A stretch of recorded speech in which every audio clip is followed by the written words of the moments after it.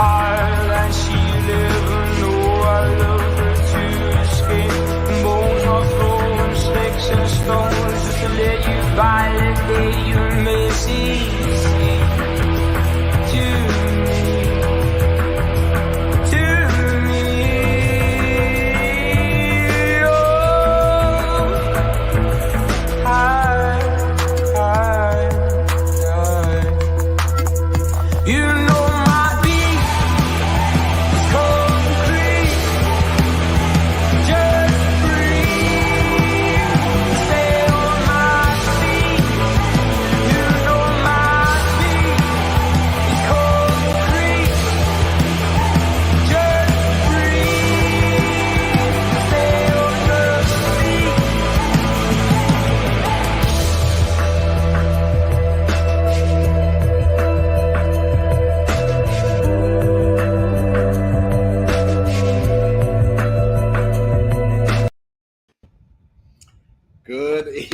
to everyone, and we've pulled off a double whammy in one night because not only have we just come literally and jumped straight off the stream with the Isak signing reaction show with myself, Chris, and Daz. We're here for our weekly dose of away days, and we are back to review what's going to be a massive game at Molyneux on Sunday. Between Wolves and Newcastle United. And of course, as always, on away days, I'm joined by the main man, Chris Hall. How you doing?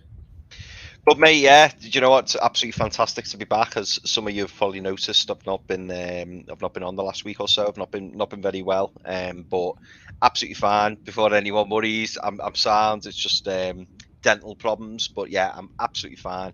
Raring to go. Very excited over Alexander Isak, which I'm sure we'll go into at some point, even though we've just done a show on him. But yeah, can't wait for Sunday, and really looking forward to speaking to little Dan to find out a little bit more about Wolves and where they are at the minute. Definitely. But look, we have to just briefly touch on what has been a fantastic day for Newcastle United. As those that would have been in the chat, they've seen he's here. Alexander Isak is in the house, and look, we are absolutely buzzing to have him. £58 million deal, rising to 60 odd million. Still waiting for that international clearance, but it's going to be touch and go whether he's going to make the game. Do you think he's going to make it on Sunday?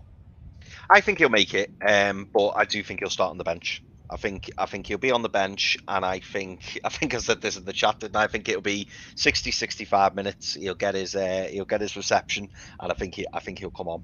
And I just can't wait to see him in the black and white. But I'm very fortunate, Pete, and I don't know if this is the case for you as well, but I'm very fortunate in that I've also got a ticket for the Liverpool game on Wednesday, and I'm 99% sure we're gonna definitely see a good chunk of him then. He could even start. Who knows? Yeah, definitely. I think he's going to start Sunday. Do you think so? Yeah, I've just got a feeling he's going to start. I think he's ready to go. Like I said on the previous show, it wasn't long ago. Last weekend he was scoring against Barcelona, so there's no doubt that he's going to be ready and raring to go. And he hasn't come here to sit on the bench. Although Wood did score midweek, but if we're weighing it up, I'm sure if we asked Little Dan the question, I'm sure I know who he'd rather start on Sunday for Newcastle up front. But look, let's not beat around the bush. Let's get the main man in. Welcome in Dan from Wolves Fan Podcast. Evening, gents. Who do you think I'd like to start, Pete? Yeah, go on. No, I'm asking who do you think, though? Because you said you know who I'd think, but who do you think? Well, to be fair, at the moment it's out of Wood or Alexander Isak. So I think you'd rather Wood start. Well, you got that completely wrong, Pete. Because I want Chris Wood away from Molyneux as far as I can, because he always absolutely murders us. Scored last season. Always battered us for Burnley. I want him as far away from from Molyneux as possible. Alexander Isak, he's just Andreas Anderson 2.0. Oh, Right, oh, taking the piss. I wish we were signing a £70 million striker, but it's the Ketspire Classico the weekend, and yeah. it could be another Cole Court for all you know. Could be, mate. Oi, Could be. don't start. Don't start. We know about Cole Court and his injury problems. Good player, though. He was a good Yeah. player. He just I liked Conor Coady, mate. I Yeah. liked Conor Coady. Yeah. Yeah, had a number of injury it was a good striker down at Wolves, but like you said, massively injury prone. It's going to be an Yeah, exciting game on Sunday. Two teams that I think have got rid of their sort of defensive stifling tactics that we've had under Bruce and Nuno over the last sort of 24 months. Yeah, I would agree with that 100%. Look, you've just talked about it. It's going to be a fantastic game, I believe, on Sunday. Like I say, two teams that are kind of, as we talked about on Battleground Europe, we're vying for the same sort of positions, really. We want to be in that top half. We want to be in and around that European conversation. Just talk to us a little bit about how your season is started already. Like, what have your results been like, and how have you assessed your start of the season, from a fan point of view? I think one point out the first three doesn't look good on paper, but there has been signs, and to be honest, we could have won all three of those games. We've had sort of the majority of possession in all three games. First half against Tottenham last weekend, we should have been at least 1-0 up. We didn't take our half chances, which has been sort of the story of our season so far. We're creating decent chances, but we're not really creating clear-cut, just inside the penalty spot sort of chances. And obviously, we've missed Jimenez so far this season. We haven't really had a focal point centre forward. Hopefully, Jimenez starts the weekend. He scored against Preston in the League Cup on Tuesday. Hopefully we can get a striker in before the end of the transfer window, because that's the only area we seem to be struggling at the moment, which is obviously the main part of football, putting the ball in the back of the net. Matheus Nunes signed just over a week or so ago, and he's unreal. It's a statement signing, just like you guys have made today. So it's just said, I'm not being too negative. 1 point out of the first three isn't great, but the signs there that we can do well this season. Yeah, definitely. I did watch part of the game at the Tottenham Hotspur Stadium, and you did look good, and you did create a number of chances over the course of the game. And like I said, it was only one goal that kind of won it in the end.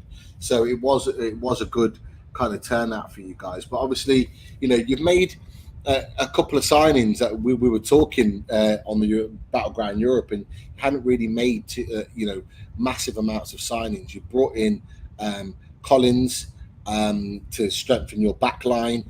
But then you've gone out and you've splashed the cash on Matheus Nunes. What are your thoughts on Matheus Nunes? Were you happy with that signing? And what kind of qualities is he going to bring to your team? I mean, it's like I just said a moment ago, it's literally a statement signing. How we've signed him, and a bigger club with European qualification hasn't poached him. I've been saying on our social media for the last sort of week or so, Jorge Mendes must have had his family kidnapped, because I don't know what he's doing at Wolves. He's such an exceptional talent. Pep Guardiola said sort of in the last 12 months that he's probably the most exciting young prospect in world football. And I mean, I think Pep's a bit of a fraud in all fairness, but for him to come out with that, he knows a player when he sees one. Yeah, definitely. Yeah, Pep knows the score, but he's a clearly talented player. He started, didn't he? At Tottenham Hotspur. Yeah, he did. Yeah. How did he fare? Did he have a good game, or was it a little bit that he was just kind of easing himself into Premier League football? Yeah, I think you worded it right a bit there. There were times where he looked a level above what we had. He missed a header which was just inches wide in the first half, which would have been a great start for him. But like I say, he's going to bring a different dynamic to Wolves from what we've had recently. I'm a massive fan of Leander Dendoncker. He's such a well-rounded midfielder, but he's just not going to bring the attacking element which Matheus Nunes is going to bring to Wolves. Yeah, definitely. He's just that cut above. Chris, I'll come to you. I don't know how much of Wolves you've seen this season. You mentioned about the Tottenham games. I imagine you caught a little bit of that. How do you assess Wolves from your perspective? Their start to the season, and do you see them as a genuine threat this season to Newcastle? Yeah, I think so. You know, I've been a big fan of Wolves for a while now, Pete, and you know their recruitment certainly over the last 2 or 3 years has been really really good. Like they've always gone about the business, and they've kind of, I feel like they've kind of gone under the radar a little bit, and they're bringing in these gems of players.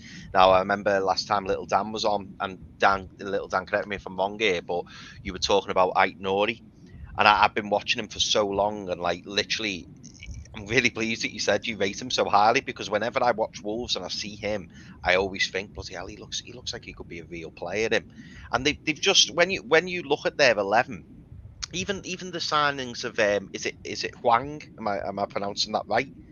Just players like that who kind of go under the radar, but then when you actually watch them, you think, you know what, they're good, solid players. I mean, obviously Jota went out recently. Well, I say recently, Jota went out. Um, Latest, and you know the money that they got for him when he moved to Liverpool, and then you know they've got Pedro Neto, they've got Raul Jimenez, who you know had that unfortunate injury, but he's still an absolutely fantastic striker. You know he's a top draw striker, and when I look at Wolves, I always think that Wolves are kind of in and amongst the top end of outside the top six. So like I always like, if you're battling for seventh, eighth, ninth, Wolves aren't going to be far away from there. I think they will they're a well run club. I think that I must admit, when Nuno went, and then they brought in Bruno Lage, I didn't know much about Bruno Lage, I've got to be honest. But since he's come in, you know, he's certainly, it feels to me anyway, and correct me if I'm wrong, Little Dan, it feels like he's stabilised the club, and I feel like you're now going to kick on. And even, you know, you like us, you could be then pushing, you know, that top seven, that top six. There's no reason why, you know, when Man United come to town, that you've got anything to be fearful of. Because I look at the Wolves team and I look at the Man United team, and like I say, really organised. Ruben Neves, big fan of his. There's so many players in that Wolves team that I really like. You know, Rui Patricio, he moved, didn't he? I think he went to Roma, and then you've brought Jose Sarr in, and Jose Sarr again, completely off the map, but looks a really, really solid, you know, goalkeeper. And I admire Wolves' recruitment, and I think Wolves are, you know, such a solid and steady Premier League team that could even just go up a couple more notches. I mean, Dan, do you think it's fair to say we've heard rumours recently that Pedro Neto could be the next one to leave? But are you worried about that, or are you confident that you're going to be able to kind of go out there and unearth these, you know, more gems that you appear to be doing? Do you think you're going to be able to do that going forward? I'm confident that Pedro Neto will still be a Wolves player come the end of this transfer window. I don't see why players like Mateus Nunes would sign, why João Martino would renew his contract if there was sort of an inkling that players like Pedro Neto, Ruben Neves would be sold. I mean, money talks at the end of the day. If Arsenal offer some stupid money for Pedro Neto, maybe our owners' heads will be turned, knowing the sort of the expenditure that they've laid out already. But just listening to you there, Chris, I think Wolves fans have sort of forgot how well run we are recently. The only thing that sort of has let us down in recent years is the strength in depth. Now that we've got sort of 9 subs and you can use 5, we're still a bit weak, but we're a lot stronger than what we have been in recent times. I think Nuno was massively let down by the ownership in regards to the squad depth. But like I said, I think I agree with you. We're a really well run club now, and just another couple of starting 11 signings, and I don't see why we can't finish in top 7 again. Going to say the love in the comments tonight. I don't get this amount of love from our own fan base. I appreciate it. Thanks for everyone welcoming tonight. I'm bedridden with COVID, and you bringing my morale up. I was just about to say, you know, we're lucky to have a little dance tonight because, you know, as you just said, he's not been well.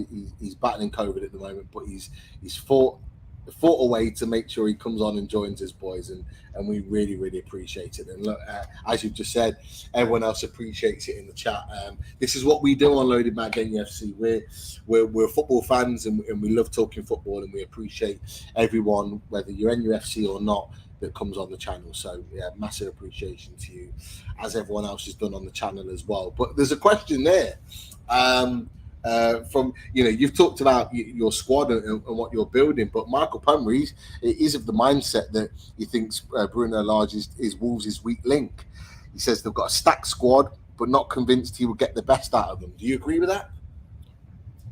The jury's still out on Bruno, to be honest. I think coming in on the back of Nuno, I think you were in the right mindset, Pete, last season, where we sort of overachieved under Bruno Lage last season, even though we finished 10th and we massively dropped off at the end of the season. This is his season, really, to show how good a coach he is. The owners have backed him, the boy Mateus Nunes, Nathan Collins. I still think they're going to bring in a top quality striker by the end of the transfer window to compete with Jimenez. It's the jury's still out, but from what he's done previously at Benfica and the attacking element which he's brought to Wolves, which Nuno never did, I'm confident he can get us back into Europe. Interesting.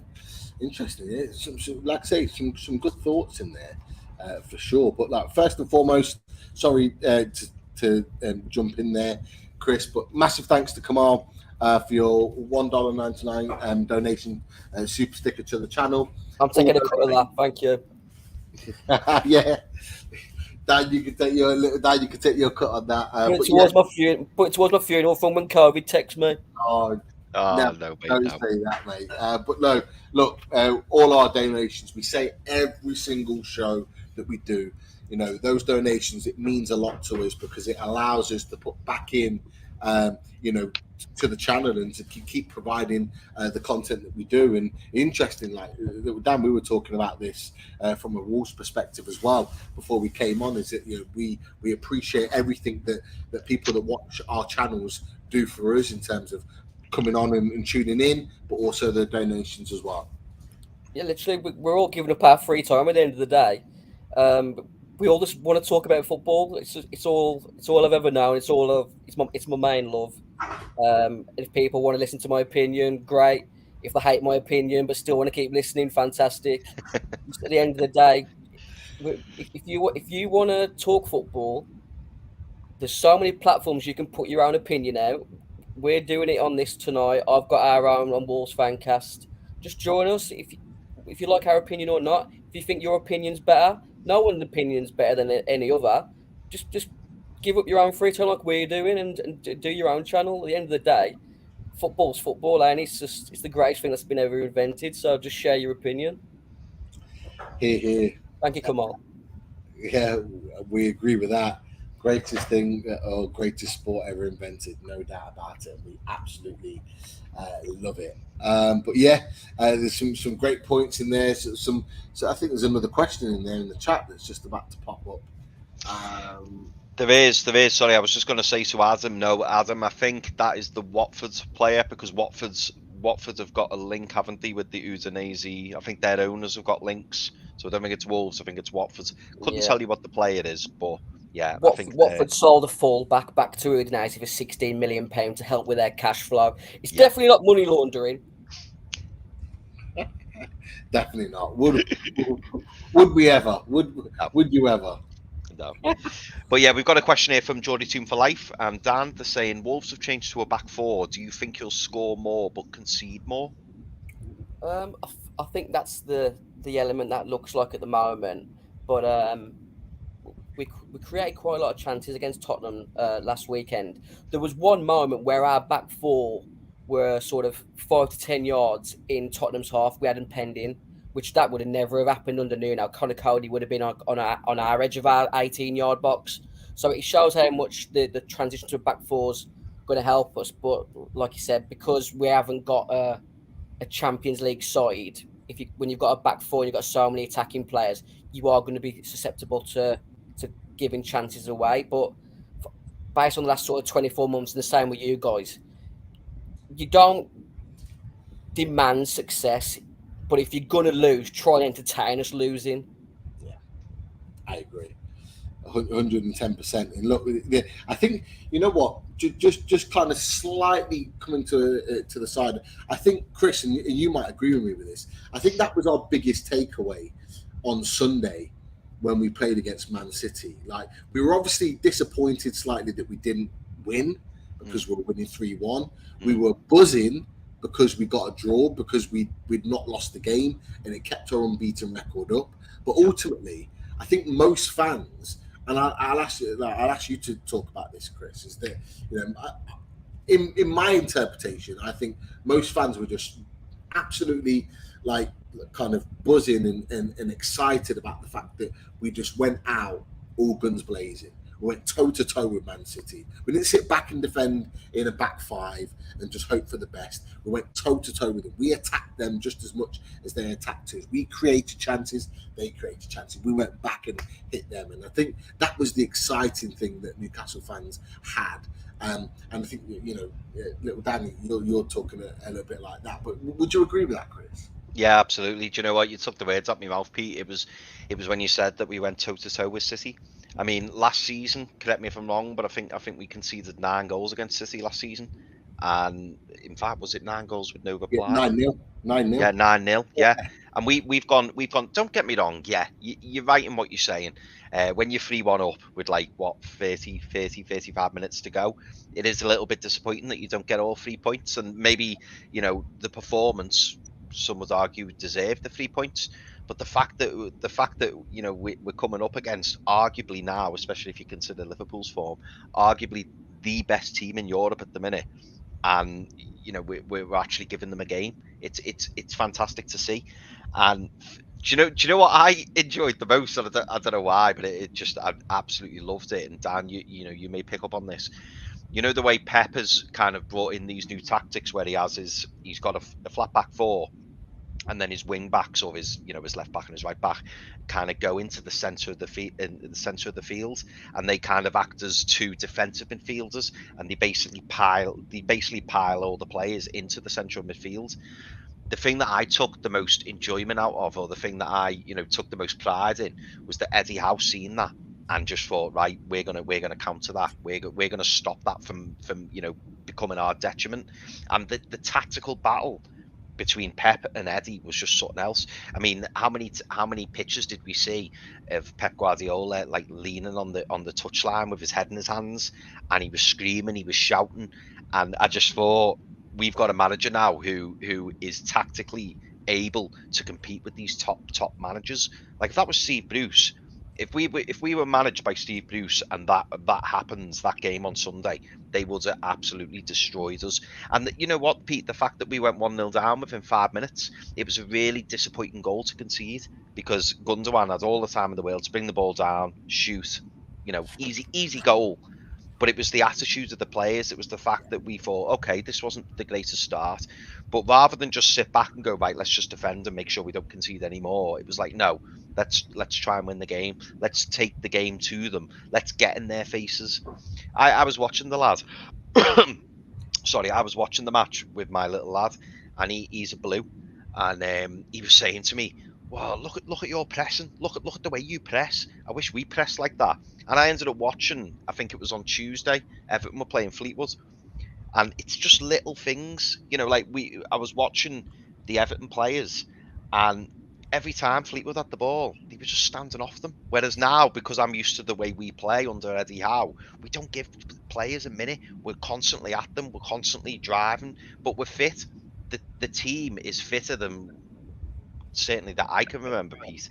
And we're well organised and we're well driven. And, to see not just tactically that we're so much better than last season, or certainly the start of last season, but also the fact that we're ready, we're prepared, we're fully fit, and it's just great to see. I mean, Dan, I don't know about yourselves and Wolves, but like since Eddie Howe's come in, like we're just seeing completely different football. And now we turn up at every game and think, you know what, we've got a chance here. We're not going to get outran today. I mean, we saw what Brentford did to Man United, and apparently Brentford as a whole ran 13 kilometres more than Man United.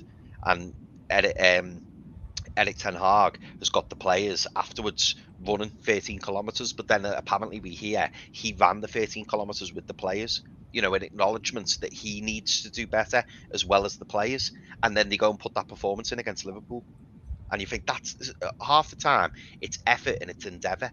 And that's all as fans. That's all you want. Certain times, there'll be players and, they underperform or they don't do well enough or they make the wrong decision.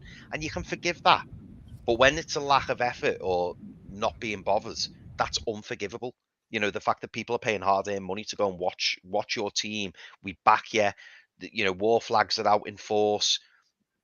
Everyone's all singing from the same hymn sheet, and then if you've got players who can't be bothered or aren't putting the effort in, that's where people turn their noses up, or that's where people will criticize. But at the moment, we cannot do that with these players because they just give 110%, and they're all fully behind Eddie Howe, and it's great. It's the best time to be a Newcastle fan at the minute. Like, this is the best football I've seen since Keegan era. Easy. Like, even under Bobby Dobson, don't get me wrong, very, very talented, and Bobby Dobson, fantastic manager and got us playing. But we had those attitudes in the dressing room, didn't we, Pete? We had those players who maybe didn't turn up, maybe didn't, perform how they should. Basically, let Bobby Dobson down. But now in this squad, this team of players that we've got, they're just all fighting for the cause, and it's just great to see. I think that's the saying, isn't it, about hard work beats talent. Yeah. And I think Absolutely. that's what happens. You've got to try and outrun Man City. And I think you guys gave a really good account to yourselves on Sunday. I think City's sort of overall talent in the end got them the point. But it's like what you said, Chris. You just want to see your players putting the effort in. If you get beat by a technically better side at the end of the day, then you just accept it. You move on to the next game. But first of all, like you said, you work Monday to Friday. Some people work Monday to Sunday to pay to go and see your team. The first thing you want as a minimum is effort. Yeah, absolutely. That's what we've been lacking at times for a lot of our players, and more importantly, our ownership. So it's just great to see all round. I think that's another thing why you've got to give Eddie Howe and the recruitment team at Newcastle credit, because the amount of money that you've had available recently, it could have been so easy to just go out and buy mercenaries who didn't have the attitude and the sort of application. But the players like sort of Bruno Guimaraes, Dan Burn's been a fantastic signing as well. But Eddie Howe's built a unit for you guys now, and the more time it gets given, it's interesting to see how far Eddie Howe can take you, because as good as he is, you still expect a higher caliber of manager to come in at some point. Definitely. Just before we get onto some other questions, I know there's some bits and bobs going on. Jersey Mag has put in the chat, so I'll just click it on 1 second. Thoughts on Edson Alvarez alleged second bid? It is doing the rounds on social media at the moment. It is from, I have to say, Zona TUDN. Now they've got 1.5 million followers, wow. So they seem to have a big following. But TUDN Mexico are quite big. We were linked to Edson Alvarez about a year or so ago. I'm not sure whether it was just lazy journalism because him being Mexican like Jimenez, but he is a talented player, and one that, if you could get him, would be a massive coup, to be honest. Definitely what it said. It basically what it says, and I'll read it. Newcastle United want a yes or a no to Edson Alvarez, and they're already preparing a second offer for him to sign him before the current transfer window ends. They offer 40 million euros for him. Ajax had already rejected the first offer of around 30 million euros. So looking like Newcastle have upped their bid for around 10 million for Edson Alvarez. And look, it goes back to last night in our fully loaded transfer show that we had with Sean Casey, and he was a hot topic of conversation, Edson Alvarez, and that conversation happened. Sean said he would take Edson Alvarez ahead of Sangaro, who I said I would like as a defensive midfielder. But if it's true, and we have put that 40 million in, it's clear that Eddie Howe is looking to build his team in his midfield in a particular way. So let's wait and see on that one. Also as well, and thanks to Mark, one of our loaded boys, is keeping us in the loop with various different things tonight. As always, he's mentioned, and I don't know I'm not seeing anything of this, so please correct me if I'm wrong. Apparently, a fee has been agreed with Leicester and Chelsea for Wesley Fofana. So it could be that he's moving on now. The reason why I say that, because they're two clubs that mean absolutely nothing to us, is that, you know, any hopes of us maybe revitalising our bid for James Maddison will probably take a huge knock if they allow Fofana to go, because I just don't believe that Maddison and Fofana will leave in the same window. So let's wait and see on that. But look, little Dan, you got to be pleased with that. Your Midlands rivals are being weakened even more so. You got to be buzzing about that, surely. I mean, just Leicester just mean nothing to me. I mean, if people out there who follow Loaded Mag and UFC all the time, you can go back to that Battleground Europe episode.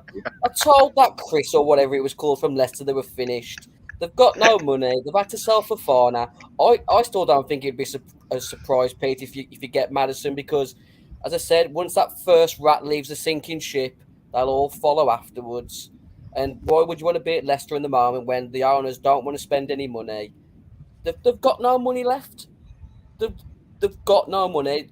The pandemic has ruined their company because all their money is through duty free. And the last 2 years has wiped them out, them struggling. And now they're at Fofana. And I mean, their defence ain't great with him in it. No, you're right. But yeah, forget Leicester. Let's get back to Newcastle Wars, guys. Definitely. Forget that stuff. Let's get back to it. And look, there's plenty of questions coming in. It is. For sure. But just before that, and look, Chris, you might have an opinion on this as well. Conor Coady, your captain, your main centre-back, you allow him to go to Everton on loan? What am I missing something, or is there something in the, like from the Wolves fan base that you're aware of that makes more sense? Because I don't know about you, Chris, but it doesn't make sense to me that Cody's left and gone to Everton. I don't know. No, I mean, from the outside looking in, little Dan will be able to provide far more information on it. But yeah, I was shocked. I mean, obviously Conor Coady, big Liverpool fan, from Liverpool. When the rumours first came around, I was thinking, surely Wolves won't let him go on loan. Although what I did hear, Dan, and again, you can correct this if this is wrong, that Bruno wants to go to a back four.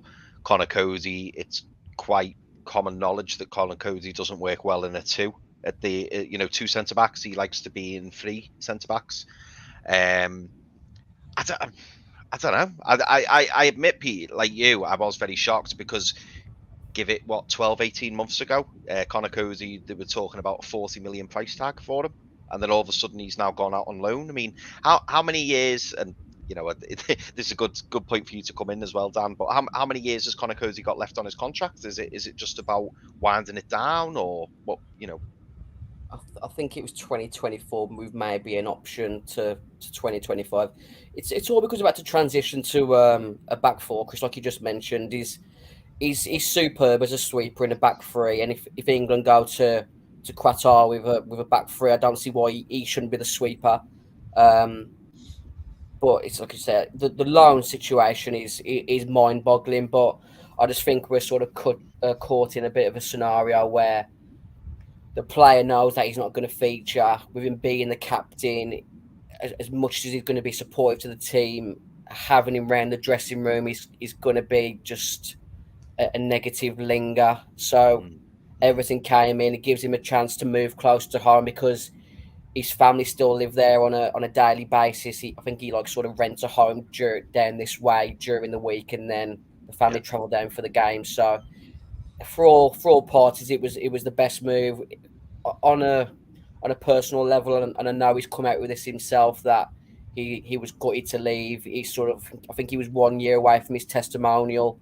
So it's disappointing to see him go, but with Wolves going to a back four, there's just no place for him. And with the World Cup being in November, he has to be playing to get himself on that plane. So it's unfortunate, but I wish him well, just not in the games against us. The big thing is, second from last game of the season, Wolves have got Everton at home, and I've been stating since the season started, I still think Everton are going to be in a relegation battle this season, and I would hate for us to send him down.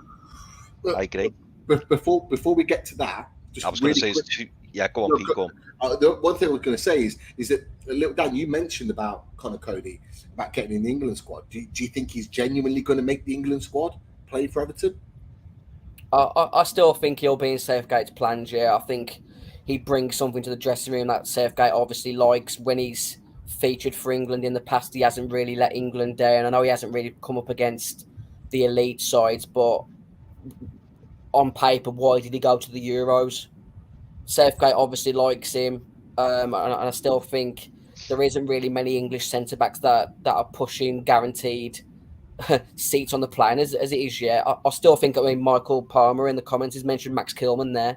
I still think he's pushing for an England call up soon now, because I think Tyrone Mings is terrible, and I've been saying that for years. It's got nothing to do with the fact that he plays for Villa. That just adds to it because he's terrible.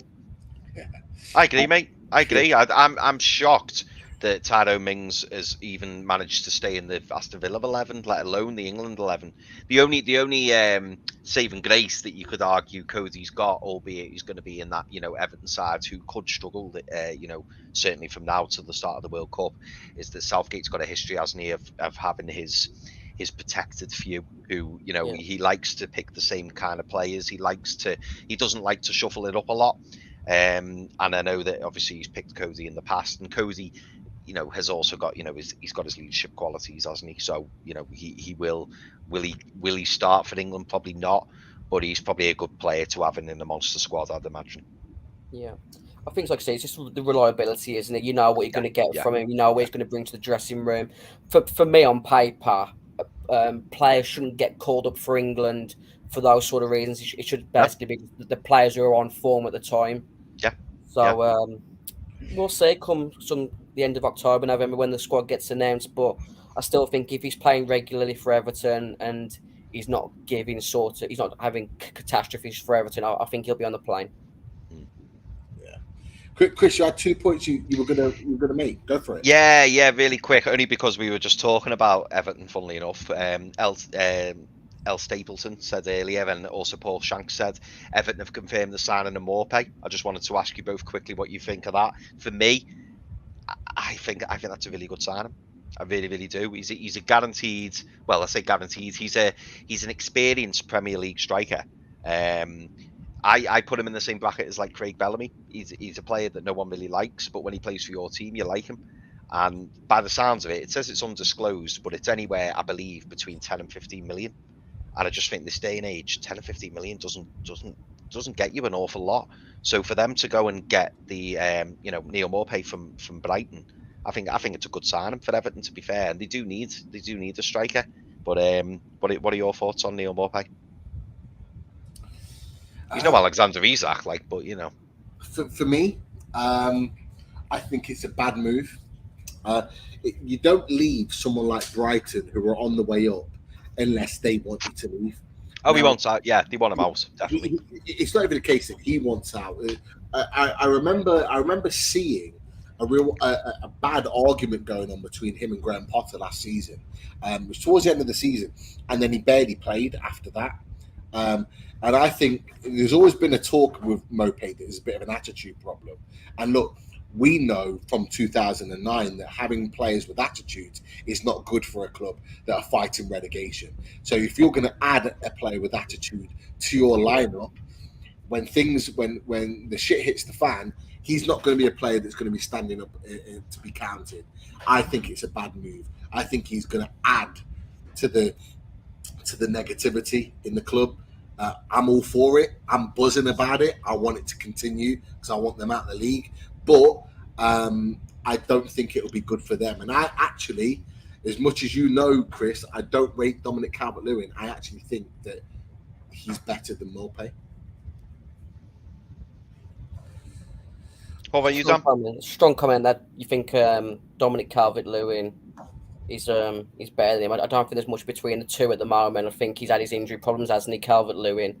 I've talked what Chris said, 10 to 15 million in today's market is nothing for an established Premier League striker. He has got that sort of sulky Frenchman attitude, hasn't he? He is French, I think, isn't he? He is French, yeah. Yeah, he has got that sort of attitude about him, but he will get them goals. My only concern with Neil Maupay for Everton is how much service they create for him, because if Anthony Gordon gets sold this window, who I'm not really a massive fan of, and I'm not sure why Chelsea are looking to spend that sort of money on Anthony Gordon when he's not really a player they need. But I still think Everton will struggle, and I don't think he's the striker that Everton should be putting all their eggs in the basket to keep them up. Fair point. Yeah, But we've got a few questions, haven't we? We have. I was just going to mention one more thing to you, Pete, just before we move on. Kind of going into the Conor Coady chat, and of course it linked quite well. Could you see Newcastle doing something similar with Jamal Lascelles? In that he's our club captain. He's a player that probably isn't going to get a lot of football. So you could argue that he is kind of in the same situation as Conor Coady, in that, you know, I don't know. Could you see Jamal Lascelles possibly going out on loan? Honestly, I don't think so. I actually think Eddie Howe wants him to stay. I think Eddie Howe values him, not maybe on the pitch as much as a starter, but I think he values him in what he brings in the back, in the changing rooms. I think next summer he'll leave the club, but he'll leave the club with everybody's blessing, and he'll get a send off that he deserves as being captain of the club for the last 6 years. I see maybe someone like Freddie Fernandez going out ahead of him. I think Eddie Howe wants as big a squad as possible that he can possibly have to choose from, because I think he's going for the cups as well as a good league season, and we all know you need a relatively big squad in order to do that. Now, as we've said, Lascelles won't start for Newcastle, but in games like Wednesday against Tranmere, you want players like him. And I thought after a 5 or 10 minute shaky start, I actually thought he had a decent game. He got his goal. Despite playing with a broken nose, I thought he was relatively solid, and certainly better than Dummett. So I don't see him moving. I think next season he'll go with a nice send off, and it'll be on a nice note that he'll leave the club. It wouldn't surprise me if Nottingham Forest come back in from the side and everyone bastard else. That was the expectation, though. You know what? It was the expectation, Little Dan, that there was links earlier on in the summer, weren't there, Chris? That he was going to go to Forest. Yeah. And I do think he'll go back there, even if they get relegated. I do think he'll go back there. But I actually think he wants to stay at Newcastle, because I think he wants to see how the land lies with Newcastle. If we're flying and end up in Europe and whatever, and we've got a little bit more money to spend next summer, I think he'll move on. It'll be the natural thing to move him on. But yeah, I think he wants to kind of... Look, with Jamal Lascelles, he knows this is the pinnacle for him. Anything else is down.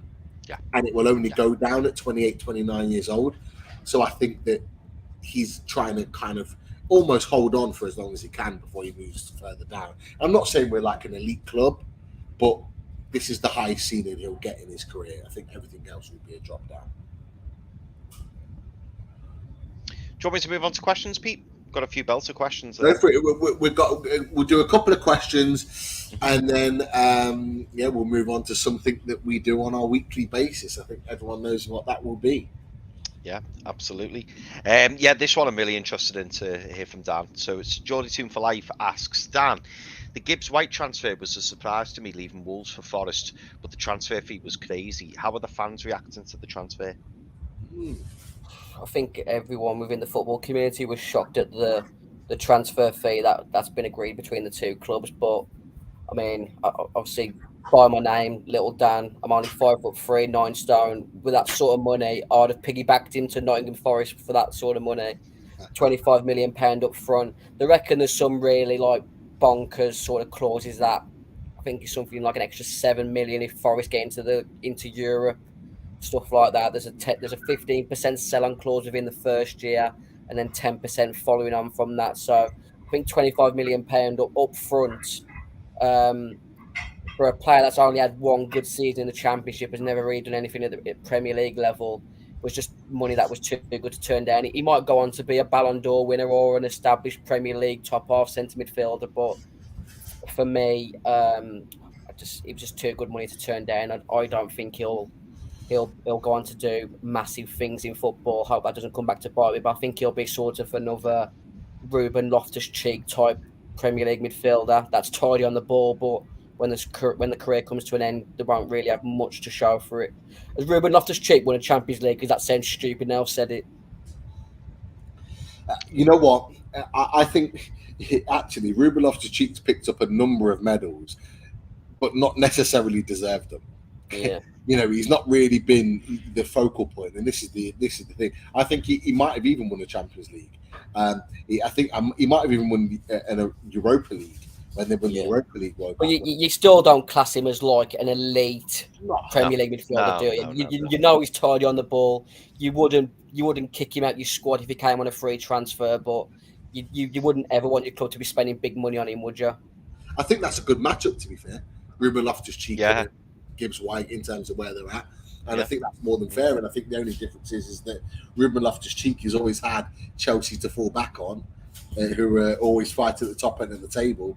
And Morgan's Gibbs White is obviously with Wolves, who are kind of mid-table, fighting to be the upper end of the table. But yeah, I mean, obviously the key thing was of Steve Cooper being the Forest manager, that he had him at sort of the England. I think it was under 17s level when they won I think they might have won the World Cup thing under 17s. So obviously that was key. Steve Cooper, I think, made him his number one target.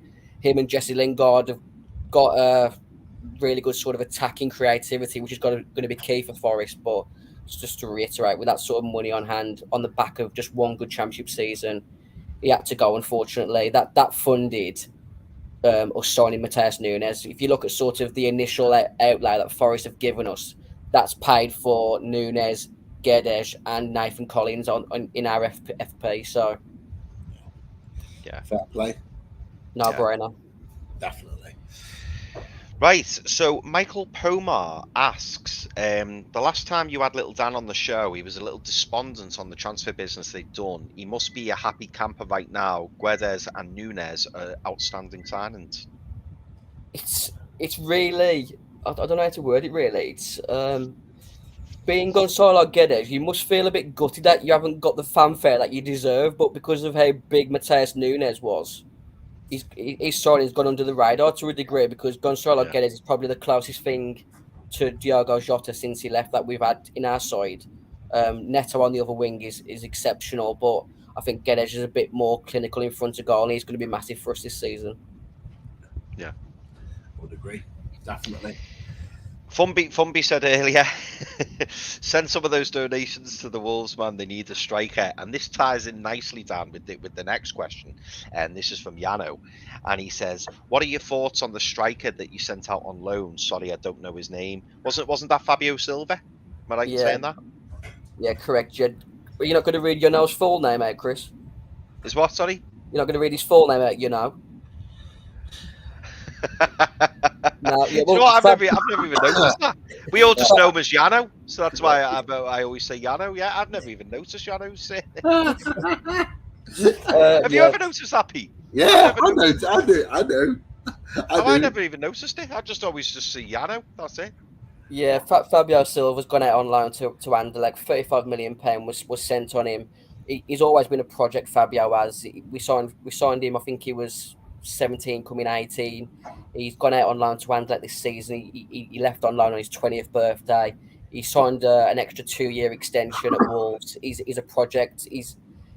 We keep putting him in the Harry Kane caliber of look where he was at this age, the frame that he's got, the goal scoring instinct that he has for such a young striker. I still think he'll be a top half Premier League striker. He just needed, like Morgan Gibbs White, he needs a full season playing week in, week out. He's playing in the Europa Conference League for Anderlecht this season. They've been drawn against West Ham in the group stage. So he's going to be getting good service for Anderlecht in their league. They're expected to win the league, and he's got to be the man they're expecting to get the goals to win the league. So it's a big season for Fabio, and I think playing week in, week out, he'll come back next summer and he'll take over from Jimenez, who's coming towards the end of his Wolves time now, unless he has an unreal season now. Fabio is still the future of this club. It's just he needs to kick on this season. I think he's already got something like 5 goals in 6 appearances for Anderlecht now, with a few assists on top. So he will be a striker. He is the Portuguese prince to take over from Cristiano in the future. He is that good in front of goal. He just needs to get into a rhythm of playing week in, week out. And I think I've already mentioned him. Just him and Diogo Jota, Gonçalo Guedes. They're going to be the Portuguese front three for the next sort of 4 or 5 years. I think once Cristiano Ronaldo, if he ever does retire. I think this will be his last major tournament, the World Cup. That's what he's planned it to be anyway. But you never know with him. He could be still there at 40, 42 years old. He's that type of guy. There's just one quick one in there for me and Chris really quickly from Gem Reflex. I hope you're well. I hope you subscribe to the channel. Pete and Chris, hi lads. Who would you like to see us sign during the remainder of this window? Realistically, we had a chat about this on the show last night, but Chris, anyone that sticks out for you? Do you know what? This sounds like a real cop-out, and I don't mean it to be, but this is the confidence that I have in the ownership and also Eddie Howe. Like, whoever we sign, I think I'll be delighted with, because I know that we're not just going for players, just going, oh, he'll do. You know, like last-minute flurry. You get the impression, Pete, especially from the Isak deal, you get the impression that these players have been scouted, you know, incessantly. They've done background checks. They've made sure that everything is right for the club, for the player, the amounts, the price, where they're going to play, everything. I mean, based on what I've heard recently, I mean, Alvarez looks a prospect. He looks like somebody, you know, we've spoken about bringing in that defensive midfielder to allow Bruno to go further up the pitch. So maybe a defensive midfielder would be great. We've seen the fact that we've been linked with Paqueta for God knows how long, Bruno's best mate, and, you know, we've not gone in for him. So I suppose I'm just excited. I'm just excited to see who and what we bring in. If you were to ask me for a name, it'd have to be Moussa Diaby. If we got Moussa Diaby, I don't know what I'd do. I'd be absolutely delighted. You'd be on top of the Bobby Robson statue with your top off, wouldn't you, Chris? Oh, mate, too right. I'd be swinging. Yeah. Yeah, honestly, mate. Oh, sorry, like that. Piece.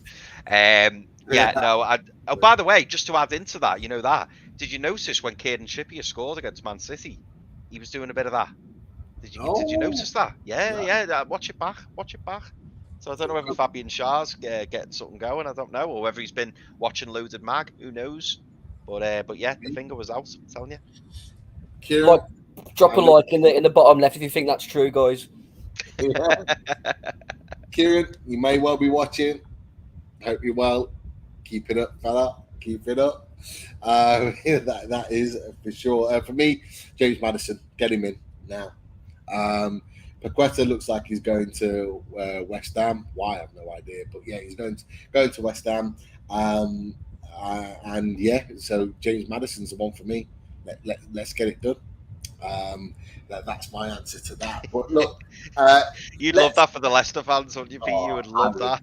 I would love it. Like I say, being in Leicester, having a lot of Leicester fans as mates, I'd have a field day. Winding them up, there's no doubt about it. But look, we're at this point now where we will look at a few stats, and there's only one way that we ever look at stats on this show, and it's with the main man.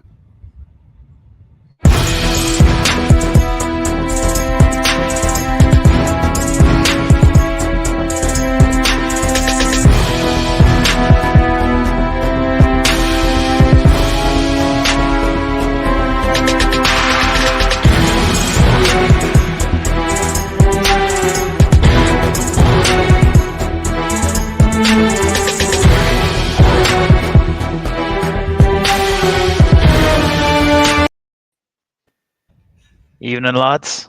Here he is, as always. Keith. How are you, Keith? Good evening. I'm very well, thanks, Pete. I hope you're well too. I hope Chris and as well you're well too. Bloody hell, lad! You never told me you was inviting a fanny magnet. These need to all be clipped, Pete. All of these reactions need to be clipped for the We do. season. We do. Daz, I'm sure Daz is watching. Daz, you know what to do. Let's get them all clipped. Every reaction to the Statman Keith coming on is always an absolute treat. But look, welcome in Statman Keith. As always, it's always a big game. Whoever we're coming up against, being Newcastle United, and it's just getting more and more difficult. Tough place to go, Molyneux. What stats have you got for us? Positive or not so much? I've got a good blend. I've got some general head-to-head stats. Then I've got some stats on players, and then I've got some stats, just general team stats. So I'll just start off with the head-to-head stats. In the Premier League, again, fairly even Stevens. Newcastle have won 3 of the last 14 games in the Premier League against Wolves. So it's 3 wins, 9 draws, and a couple of defeats as well against Wolves. Against Molyneux since 1990, same sort of stats: 2 wins, 5 draws, and 4 defeats. Newcastle have got a slightly better goal scoring record in this fixture in the Premier League, 19 goals to 16 to Wolves, and they've also got a slightly better defensive record as well. They've got 1 clean sheet to Wolves haven't been able to keep a clean sheet against Newcastle in the Premier League. The last time that Newcastle won at Molyneux in the Premier League was 11 years ago, 2011-12 season. Wolves won, Newcastle 2, Demba Ba and Gutierrez got the winning goals in that fixture. We all remember that. Season they finished 5th, yep, and that's a common theme coming up later as well in the stats. The last time Newcastle won at Molyneux, though, was in the 2016-17 Championship season. Mitrovic getting the winning goal in that game. Wolves' win against Newcastle in the last season at Molyneux was their first win at Molyneux against Newcastle since the 92-93 promotion season. So Newcastle always seem to be getting something down there. I know it's had that long run of 1-1 draws against Wolves. Moving on to players, Jamal Lascelles has got a fair record against Wolves as well. I know it's a timely reminder. He got the goal the other night as well. 2 goals in 6 games against Wolves. Chris Wood also has a good record against Wolves. 6 goals in 8 games in the Premier League. And we're all willing Chris Wood to do well. Get some confidence off that goal the other night. Apart from Little Dan, you won't be happy about that. No. Everybody but Little Dan on this goal. Sunday, he ain't playing. ASM played brilliantly last Sunday. Believe this or not, since making his debut in 2019 for Newcastle, ASM has provided twice as many assists than any other Newcastle United player in the Premier League, with 15. So I know he comes in for stick, and would all like him to be doing a bit more, but twice as many assists than any other Newcastle United player since 2019. Eddie Howe, he's got a fair record against Wolves. In the 7 games he's managed, 3 wins, 1 draw, and 3 defeats. And some general stats here: Wolves are without a win in the last 10 Premier League games, 3 draws and 7 defeats. Sorry, Little Dan. The longest winless streak since March 2013, when in the Championship, I think that season, 12 games without a win. Whereas Newcastle, we're all set up for a win, then, aren't we? Yep, exactly. And you know the stats, but sometimes the phone book goes out the window, doesn't it? Because the next stat with Newcastle, they're looking to make it 4 league games without defeat in the Premier League. Last time they did that, or did better, again, Pete, 2011-12 season, when they finished 5th. This next stat, unfortunately, tinged with a bit of melancholy for me tonight. Since 2015-16, only Sergio Aguero with 14 goals and Raheem Sterling with 12 goals have scored more goals in the month of August than Callum Wilson, 11 goals. Unfortunately, as I say, Wilson with a slight injury there at the moment. And lastly, Newcastle. I thought they'd bring this one as well, just to end on a bit of a high for Newcastle. Newcastle have won 43 Premier League points already in 2022. Only Liverpool with 53, Man City with 50, and Tottenham Hotspur with 48 have a better points record already this season. So 2022 is going much better than 2021. Absolutely. Brilliant stuff. Bloody hell, lad! You'll have to open your trophy cabinet at some point. Get it in there. Get it in. We've got a gift cabinet at St James's Park. I don't know if you lads have been at St James's Park recently, but there isn't as many trophies. But there's a nice gift cabinet where other teams have given us nice gifts. Yeah, we need to start putting some trophies in there, that's for sure. Little Dad's right. We want those trophies just as much. There's no doubt about it. But look, Keith, fantastic stats as always. Obviously, we love Statman Keith. You coming and joining is on away days, that is for sure. But we're going to get into the game now. And Little Dan, I asked you for your starting lineup for Wolves, and I'll share this now. So we'll have a little bit look and we'll discuss a little bit of tactics as we build up to the game. And I don't know if you guys can see the screen. Can you see it? Yeah, see it, mate. So look, got Isak straight in there. I have to. And Geordie 2 for Life, within 5 minutes of us talking about it, has already hammered me and said, "Look, Pete, you never learn that he likes to kind of go with his players and show that loyalty." I know that, Geordie 2 for Life, but I cannot physically put Wood in that starting lineup. We've just signed a £58 million striker. I can't physically do it, so I have to put Isak in there to start. I have to. Okay, but look, Little Dan, you mentioned that you're going to go for a 4-3-3 formation. I've put that team out. Does that look about right in terms of way in which you set up? I think that's sort of my preferred 11 going into Sunday's game. The only sort of question mark is the fullbacks. Nelson Semedo's only recently come back from injury.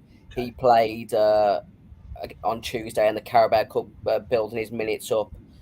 Johnny Otto and Ryan Aït-Nouri haven't started the season off greatly defensively. Ryan Aït-Nouri's been at fault for a couple of games this season. I think he was at fault at Leeds on the first game of the season, and he gave away a penalty against Fulham on the second game.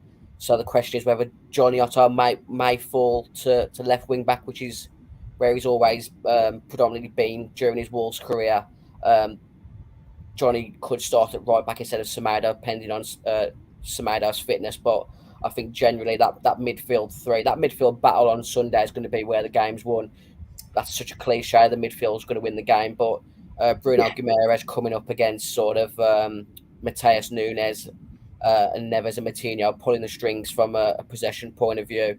And then, like you just said there, Neto, Guedes bombarding forward with attacks, and then hopefully Jimenez has got a decent record against Newcastle. I think he scored a decent volley before he got his bad injury.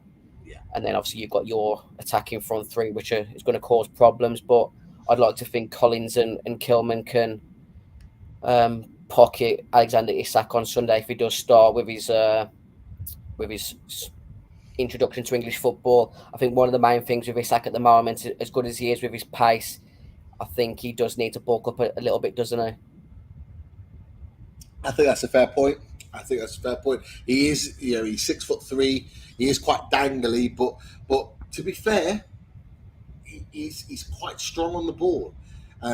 For being dangly, I think he is quite strong. He does hold himself quite well. He's got quick feet. He can jink into tight places, tight spaces, create opportunities for himself. It's going to be an interesting one. But it's interesting that you talked about that midfield battle. They're not a bad midfield three on either side, are they? And I think, looking at that, I think that could be where the game is won and lost. I mean, looking at that midfield, look, little Dan, I'll come to you first, and then Chris, Keith, I want to get your thoughts on this. From a Wolves perspective, where do you think you could win that battle, or who or how do you think that battle could be won from a Wolves perspective? I think it's purely down to Mateus Nunes. He's going to be the more advanced of the three, similar to, I'd imagine, what Joe Willock's going to be for you guys. Bruno Guimaraes is going to be the one that pulls all the strings, wins the physical battle with Joe Linton. Neves and Matinho are so stylish on the ball, but I don't think they've got the physicality of Bruno and Joe Linton, so that's maybe where you edge it on us. But I think out of those six in the midfield, I think Mateus Nunes is the most possible to be an impact as in the final third for both teams. Okay. Okay. Interesting points. Chris, I'll come to you. Do you think that's fair in what Little Dan said in terms of his perspective? Where do you think Newcastle could maybe win the battle of that midfield three? There's six terrific players there. Yeah. No, do you know what? I was looking. Funnily enough, I was looking at Wolves wingers actually. Those two wingers, they are top draw wingers. Like, I mean, it's gonna promise to be a really good matchup. Even when I was looking at our wingers, so I'm looking at ASM and Almiron. Yeah. You've got Ait Nouri, who's pacey, and we've spoke about him before. You've got Semedo, who is also up and down. But I probably sound like a broken record. But again, I just look in that that middle three, the battle. Joe Linton up against Nunes. Joe Linton, Dan, I'm sure he's very, very, very physical. Very hard to get off the ball once he's got it, and then he gives it, and he tends to give it straight to Bruno, and then Bruno kind of pulls the strings. However, as technician-wise, you've got Ruben Neves there, who, as we know, is a very, very gifted central midfielder. Interestingly, I think if that's how it lines up, interestingly, I think we'll get most joy through Joe Willock, because João Moutinho, he's not the quickest, as we know. Technically, absolutely brilliant, but Joe Willock has got a fantastic opportunity there, to really kind of stretch João Moutinho, and you could argue it could be that right-hand side where we get the joy rather than the left. I think Joe Linton and ASM are probably going to have their hands tied, with the likes of Neto, Nunes and Semedo on that right-hand side for Wolves. Whereas Guedes, obviously new to the Premier League, still probably trying to, kind of, get settled into the Premier League. And then you've got Ait Nouri again, who we've spoke about. But I feel like Moutinho could be where Eddie Howe's looking and thinking, right, we've got the legs there with Joe Willock. Really stretch him, really try and pull him out of position. Don't give him any time on the ball, pressurise him, try and win that ball back as quickly as possible. I still, I know you won't like this, Pete. I still do think Chris Wood will start, but I do think Isak will come on. And yeah, I'm trying to calm people down, but yeah, let's not make no mistake about it, Pete. Chris Woods, his confidence going into the game. He's got his goal midweek. Very, very, took it well. Came for Trippier's cross from the corner near post, right in front of us where we were sat. Chris Woods will be going into this game with lots of confidence, and Dan's already said he's got a pretty decent record against Wolves, so he'll fancy himself. He will fancy himself for this game. Let's see. The last thing I'll say, let's see if ASM can replicate the form that he did against Man City. Because if he does, who knows what could happen down that our left hand side. You just made a great point there, Chris, about Willock coming up against Moutinho. Yeah. I'd like to see how brave Bruno Lage is on Sunday, because, like you just mentioned there, there's a strong plausibility that Dendoncker starts over Moutinho just to give us a bit more balance defensively coming up against that midfield three of yours, because they are going to be quite advanced. Joe Linton and Willock are going to try and get us forward as much as they can, and Bruno Guimaraes likes a goal, doesn't he? So I wouldn't be surprised if Dendoncker starts out with Moutinho, but I'd like to see Bruno be brave, and I think that's the midfield three that would hopefully get us a good result. Interesting point, actually. Yeah, and Chris, you made that with Willock. It was something that I looked at as well, in that I'm looking at it, and you talked about it, the pressures in here. with Martino on the ball, like you've already talked about.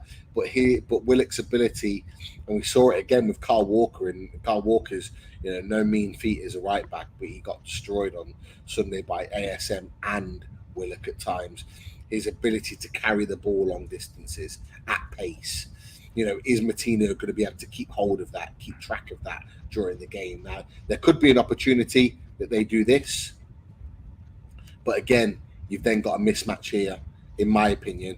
A technically very, very good player, but he's ticking on in terms of age. He's good on the ball, but he is a monster of a presser here, and it may well be that Bruno Lage looks at thinking, will Nunes get the better of Willock in here? But again, I don't know how good of a defensive midfielder Nunes is, because Willock has got the ability to be here and be here in 15 seconds. He can travel long distances and do that for long spells in the game. And it's whether do you think Moutinho might play where Neves is, Pete? Do you think he might put him as maybe put him in the just in front of the back line, just to sit and maybe try and dictate the play from there, and let Nunes and Neves do a bit more of the running, do you think? Or Dan, maybe a question for you. Do you think that could happen? It's a good question. No, Martino's just never been that player for us. Ruben Neves has always been the guardian in front of our defence, which Neves sometimes slots into the sort of the sweeper role of what Coady was to a degree. Maybe obviously a bit more advanced than what Coady was, but Neves is the type of player to take the ball off our defence and then make things happen from a deep lying area. I think the only other area that we haven't mentioned so far, and it will be a key area in the second half if it doesn't if there's been no breakthrough, you'd like to think that Adama will be coming on in that right wing position, and whether you've got Target or Dan Burn there, that's when the alarm bell should be ringing for you guys, because anytime Dan Burn's come up against that Adama, he's been absolutely ruined. And the last time I think Target played at Molyneux for Villa against Adama, he went off injured in the first half because he pretty much shit his pants. Do you know what? It's a great point, that, Dan, because Dan Burn, since he's come into Newcastle, he's been fantastic. He's been really, really solid, and we saw Dan Burn play left back recently, and he did a good job. The problem with Dan Burn is as soon as the player gets past him, it's over. It's done. Yeah. He's never getting back, and you're quite right. Will Bruno Lage look at that and think, right, okay, well, if Dan Burn's playing left back, who knows? I mean, we saw Matty Target. I think he came off at half time for Jamal Lewis against Tranmere. Will Dan Burn start left back? Who knows? Will they decide to put Matty Target in, because maybe Bruno Lage is looking at it and thinking that could be where we could really get at Newcastle. And Adama Traore on his day, big, strong, powerful, quick, could cause us problems. You're right. Keith, I wanted to ask you this question here, is in that, I'm looking at from both perspectives. I'm looking at, we've obviously added Chris Wood in here. Is he going to be that physical presence that's going to dismantle the likes of Kilman and Collins, as little Dan is worried about the potential of that happening with Wood's track record, but also here in terms of Jimenez against the likes of Shaw and Botman?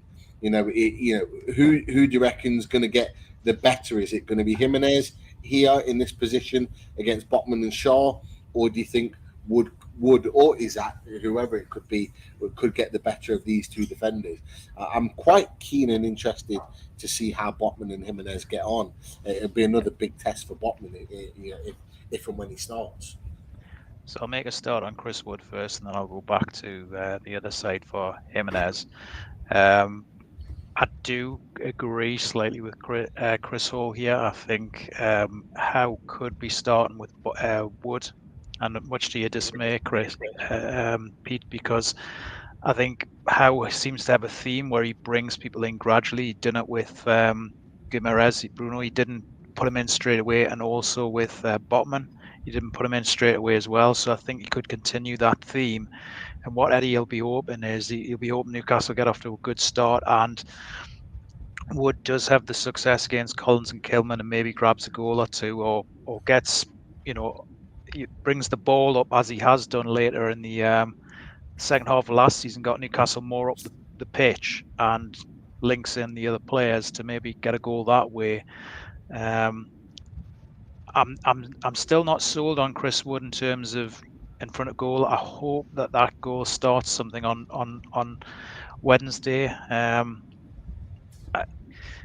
But he's still sort of a little bit off from what he was in previous seasons with Burnley. But obviously, we want them all to be a success. You know, the goals have slightly dried up compared to previous seasons. Maybe Newcastle's style of play doesn't actually suit Wood, but he's doing the best he can, and I'm hoping to grab a goal or two. But I think it will be difficult. I'm not going to lie, because that seems to have been the theme. We have to put it into perspective. It was a well-taken goal against Tranmere, but that's League Two. You know, Joe Linton had something similar a few seasons ago where he scored a wonder goal. I think it was against Morecambe or some team like that in League Two as well. But again, it took him some time, and he had to change position before we really got to see the real Joe Linton, his proper position. So I think at some stage we might be seeing Isak. I think Wood might hold the ball up well. He might have a little bit of success, but I'm not going to see goals from. I'm being honest. I cannot see goals on Sunday for Wood, or I certainly can't see a brace or a hat trick. Maybe, you know, he might link somebody in, and there might be a goal via Almiron or ASM. In terms of Jimenez, if that was Newcastle's defence come January, February, or even sort of December time, I think Jimenez would have more success. You know, I think Newcastle have really strengthened, particularly in the summer. Certainly with the acquisition of Botman, I've been, you know, impressed with what I've seen with Botman so far. I think the key to it for me is Trippier as well, the marshalling of Trippier and the leadership of Trippier. He seems to get the way he seems to be leading the team, and he seems to just be getting players to level up almost. With the instructions, the way he gives information to players as well, on and off the pitch, I think that could slightly neutralise things a bit. Jimenez as well, a really serious injury. I think you've spoken about earlier as well on the podcast.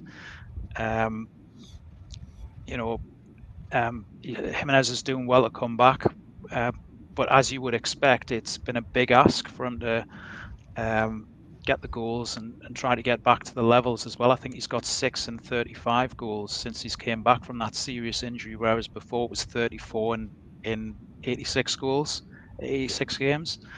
And also Wolves as well themselves haven't scored more than 2 goals in a game since at the start of March, since they played Watford. It's been like 1s and maybe 2s.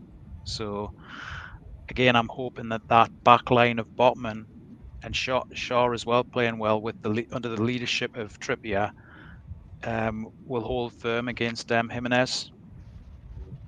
I think it's a really good point. The other thing for me, I just wanted to mention before we move on, is Semedo. If he does play, loves to get forward, a very attacking fullback, and he'll get into these positions. What you're likely to see is Joe Linton coming in and covering here. You're likely to see Bruno go in and marshal that there. Willock come in here, and then you find that Almiron sits in here for anyone that's getting forward in that protection there. But the one thing you've got to worry about is that if we win the ball back, which we like to do, and we break, the ball goes into here. And that's the isolation. And that's what ASM got a lot of joy against Manchester City, because we isolated that position. ASM, you very rarely see ASM back here. There was some defensive positioning in the second half where you saw ASM running back there, but in most parts of the game, he'll sit in that position. He'll let the right back go on there, and Joe Linton goes over and covers, and everyone in the midfield shifts over to protect. But what it ensures is that when the ball breaks and any one of these 1, 2, 3, 4 players, or any of these players are here, whoever wins the ball, the first thought is ASM. We saw it against Forest quite a few times, Man City as well. and the isolation here with Collins could well be on. And we are going to play a counter-attacking style of football because we're away from home. So we, don't be surprised to see that breakaway time and time again from ASM. Certainly if he's playing the way he did against Man City. But again, just something else to keep an eye on from that perspective. But yeah, some good tactic conversations there. As always, we love to talk a little bit of tactics and see how the game is going to unfold. Anything from you, little Dan, before we kind of move on? No, I think you pretty much what you just said there. You could just completely flip the conversation and talk about the overloads when counter-attacks happen for our front three in regards to Guedes and Neto having sort of free runs at your centre-backs. It's going to be a really good game for the neutral. Like you just said, I was jealous that you signed Sven Botman. We were heavily linked to him for a while from Lille, him and Renato Sanchez, but I think Collins and Kilman have built up a relationship now like Botman and Shaw have, so it's going to be a good game. But I think you talked about the sort of the front three having the ball on the counter attacks when the wing backs drive forward. Kieran Trippier loves to get forward. I think he's the one player. If I was able to poach one of your players, he would be the one that I'd take straight away. As good as we are in the fullback positions, I think what Kieran Trippier has brought to you as a club, not just from a playing point of view, but his leadership is huge and has to be back in the England squad for the Qatar World Cup. Yeah, you're not wrong, and it's important. I'm glad you brought that up because we've got the tactics board up again, and Almiron will look to make those runs in between here. Outnori and Kilman, he'll look to make those runs in and behind. You've got Bruno that can feed him in here. Willett will look to make these runs into the edge of the box.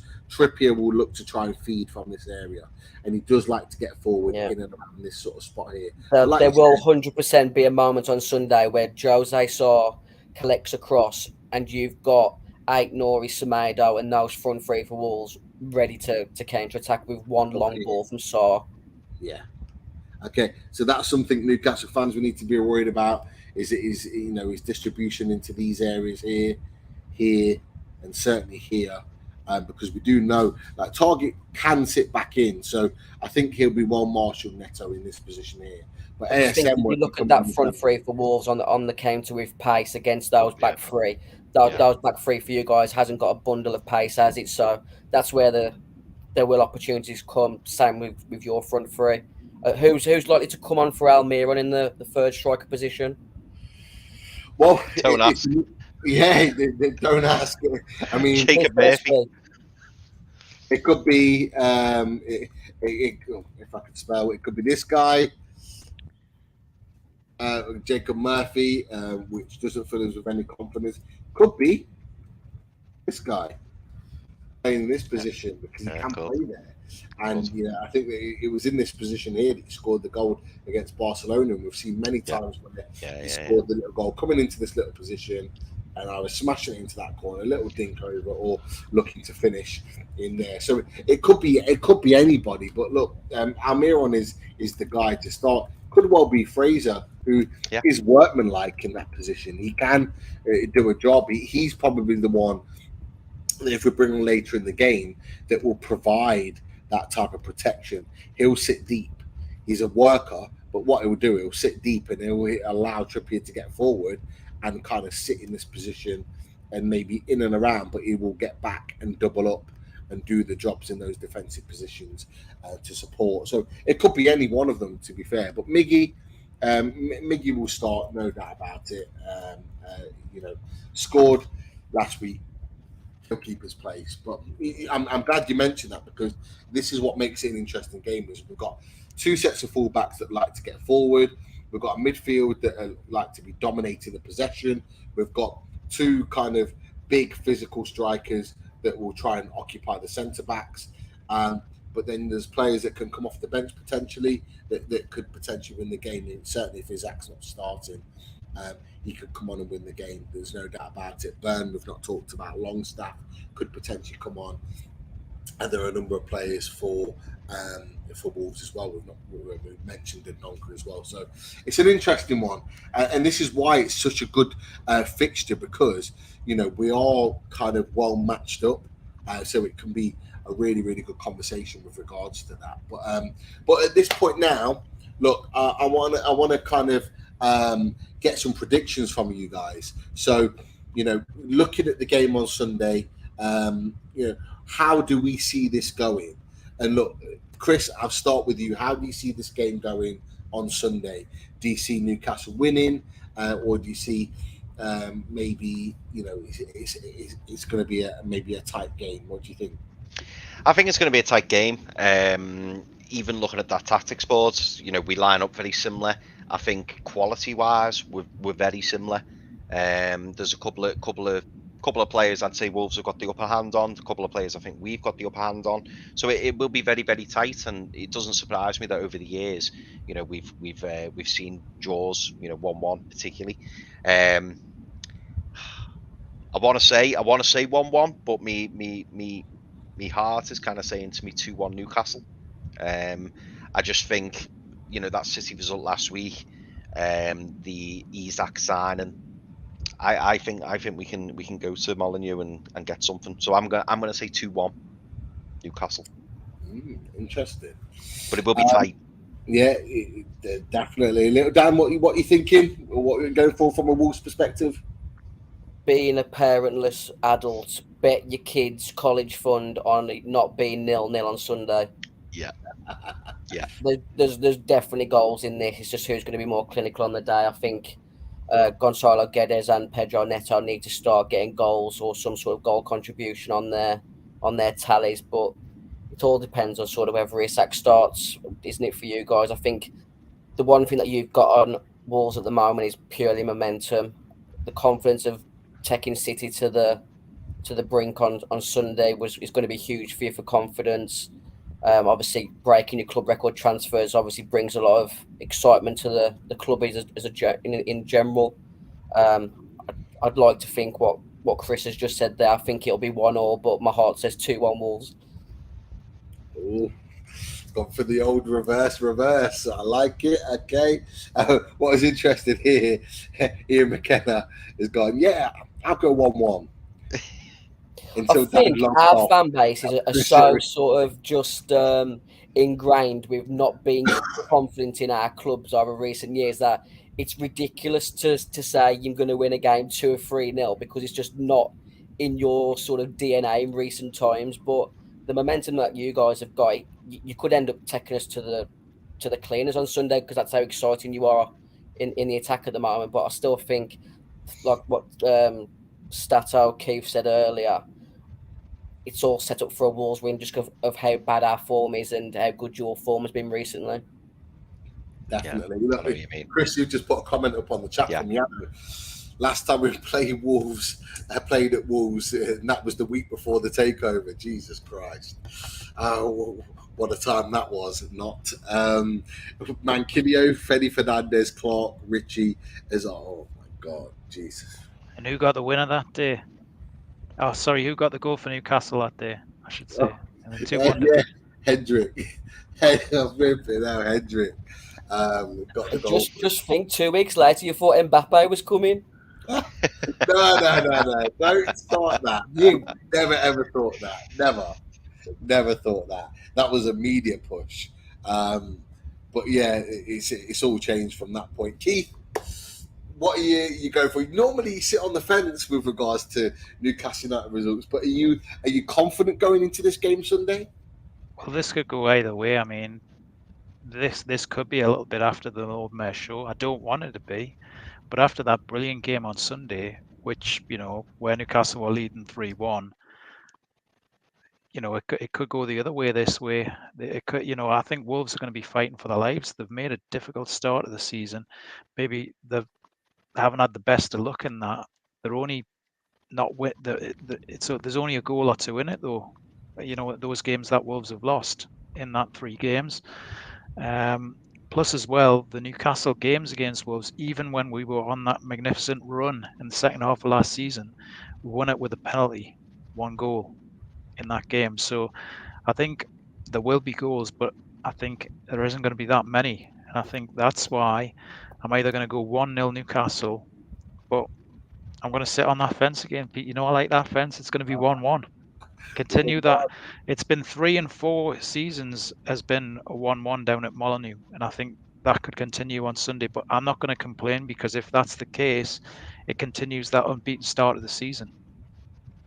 No, you're not wrong. And look, there has been a hell of a lot of draws between Wolves and Newcastle over the years, as Statman Keith has said. I'm going to go 1-0. I'm not too far off Keith. I think it's going to be a tight game. I think both defenses are going to be difficult to breach. I think it's going to be. I think it's going to be a nervy game. I know, Dan. You said little Dan. You mentioned there's going to be goals. I think it might be a little bit of a nervy game because, like you said, Wolves have got 1 point from 3. They're not going to want to lose that game. And like you said, with the momentum of Newcastle, they're going to be maybe a little bit apprehensive about how Newcastle are going to come out. So I think it might make for a little bit of a nervy, scrappy game, and it might be just one goal that makes the difference. So I'm going to go Newcastle 1-0. I think we might win the game, and a little bit of quality kind of makes the difference. But it's not going to be easy by any feat. And I think the fact that we're all saying similar scores or very close score lines says that for sure. But one thing's for sure, it's going to be an interesting game. Myself and Chris will be there in the away end.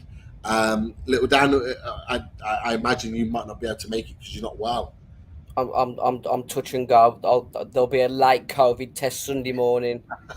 if I test negative, I'll be there, but it's touch and go. Yeah, that's it. Late fitness test for little. Honestly, lads, I'm absolutely boiling at the moment. The fever's got me again. I've spent an hour and a half with you. I've enjoyed my time with you. Hopefully, Wolves get the result on Sunday. There was a few people who questioned where my YouTube is. You can find me at Wolves Fancast. We're sinking, lads. Everything's falling apart. But look, that's it. Little Dan, massive thank you for you coming to join us. You go and rest up. Look, I'll drop you a message Sunday if you pass the fitness test. It'd be great to just have a quick catch up with you before the game for sure. But I'm sure we'll be in touch. You get off, rest up, mate, and look, we'll speak to you soon. Up the Wolves. Take care, lads. Take care, Dan. Nice seeing you, mate. All the best. Brilliant for Dan to come and join us. He's not feeling his best, but brilliant guest as always. Look, we always get the good guests. Everyone says it to us every week, but we source the guests well. We make sure that the right guests for the channel. We talk good football. It's brilliant. I love it. I really do love away days for that. It's not always about transfers. We don't talk transfers. It's about football, it's about tactics. It's about looking at the opposition. I enjoy it. It's a great discussion, and we get some fantastic stats from Statman Keith. So it's been a pleasure as always, guys. And just before we head off, of course, we need to mention our sponsors. So Shyburns, massive thanks to Simon who's been in the chat. Please come and check out his gear. As always, there's been some fantastic stuff for away days, and we haven't got a picture on there, and I need to get a picture on there. Hopefully Daz will upload one for me before our next show that gives us our away days gear to promote a little bit more. Pins and prints, some fantastic gear in there, some fantastic pins here, some even better prints. We've got the Fabian Shaw goal. I'm waiting for that Kieran Trippier one to be uploaded. That is for sure. Some mix and match t-shirts. As well as that, we have Machine House. Machine House are there. Some fantastic gear. Go and check the Machine House out. A brilliant sponsor, like the rest for Loaded Mag and NUFC. Make sure you check them out. We are less than 500 subscribers away to 5K, so make sure you join the Loaded family. Click the subscribe button, click that like button as well for the show tonight. Gives more people the chance to view and become a member. Click that blue button there that says join, $1.99 a month. Come and join the Loaded family, and be a part of everything as well. Lads, it's been an absolute pleasure as always. Thank you for taking the time to come out and talk away days. Look, we will be there Sunday. Chris, I'll be in touch. We'll have a beer or two before the game. Fingers crossed, 3 points. And Keith, we'll be back, and I'm sure we'll be talking more away days in the build-up to some fantastic games in the days to come. But look, until then, you guys take care. And as always, we do love playing away. Everybody have a fantastic weekend. Thank you.